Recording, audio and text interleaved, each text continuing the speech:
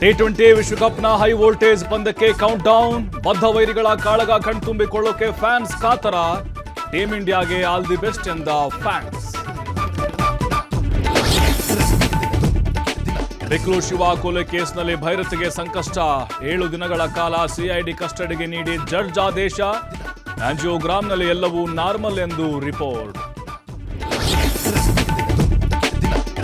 ಗಂಡನ ಜೊತೆ ಬಾಳಲು ಇಷ್ಟ ಇಲ್ಲದಕ್ಕೆ ಎಸ್ಕೇಪ್. ಪೊಲೀಸರ ದಿಕ್ಕು ತಪ್ಪಿಸಲು ಸೂಸೈಡ್ ಡ್ರಾಮಾ. ಖತರ್ನಾಕ್ ಲೇಡಿಯ ಪ್ಲಾನ್ ಬಿಚ್ಚಿಟ್ಟ ಹಾಸನ ಎಸ್ಪಿ.